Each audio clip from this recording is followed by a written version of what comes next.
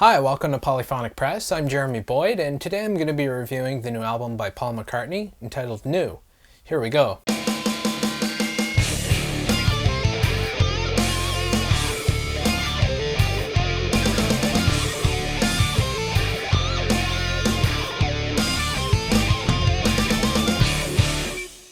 So I'm sure I don't need to tell you who Paul McCartney is, but this is his 24th studio album, including recordings by Wings, since splitting with the Beatles in 1970. This is sort of a return to form for Paul McCartney because he released an album of love songs last year. This album was released in October this year, and it's called New. This album starts off with the song Save Us, which is a pretty fast kind of power pop song. It's a pretty short and punchy song that only clocks in at about 2 minutes and 40 seconds. It's a pretty powerful track that really gets you into the mood for the rest of the record. It really does its job as an opening track, really gets you kind of excited, and really it's full of energy, and it gets you into that sort of headspace to gear up for listening to the rest of the album. The energy of this song really comes off as sort of late 70s, early 80s new wave kind of thing. Even Paul McCartney was doing that kind of music around that time. Sort of kind of sounds a little something like Elvis Costello in that era, or maybe the Boomtown Rats or Nick Lowe or something like that.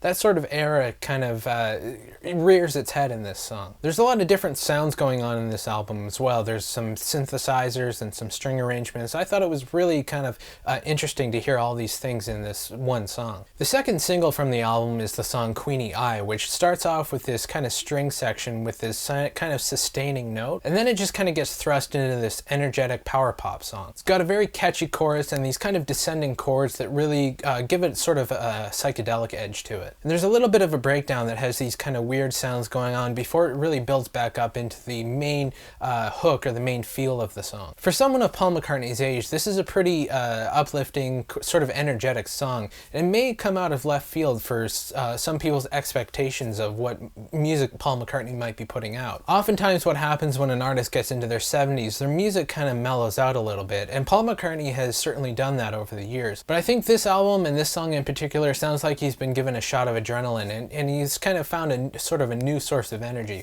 which is really pretty cool. The first single on the title track is the song New, and it's got a very Beatles kind of feel to it. It kind of seems like he's kind of reflecting on that time, not necessarily in the lyrics, but definitely in the music, really harkens back to that.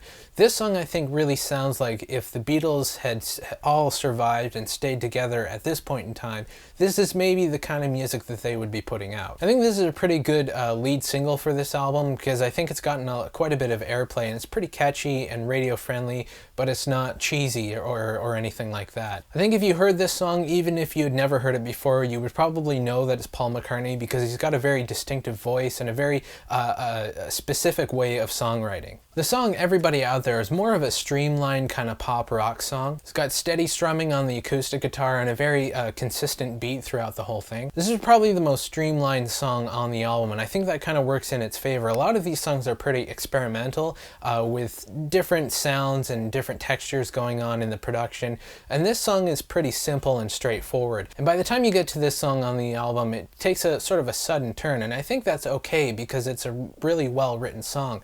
I think that if the song had been pretty weak, that would have worked against the album, but I think because this song works well, it's not as jarring as it could have been. A lot of these songs are sort of islands onto themselves, and in some cases it can kind of hurt the album, but thankfully in this case it really helps to lift the mood up a little bit. The song I Can Bet is another song that I think works really well as a pop song. It's sort of a mid-tempo kind of song that's very hooky. The intro is a hook, the verse is a hook, the chorus is a hook. So it's got a lot of pop elements that I think work really well. The song is very pleasing to the ear, and I think it's probably the strongest song on the album. It's pretty production heavy, but I think even though it's pretty busy, it still works to complement the vocals, which I think is probably the central part of this song. Everything is sort of working to emphasize the vocals and sort of lift it up, and not to sort of overpower the sound. I like the way this song ends too. It kind of trails off into this weird kind of psychedelic noise that I think is pretty appropriate for the song. And the album ends with the song Road, which is a slower song that's got a very eerie quality to it with the droning bass that plays throughout the whole thing. To be honest, this was probably the weakest song on the album. It wasn't a very good endpoint to me.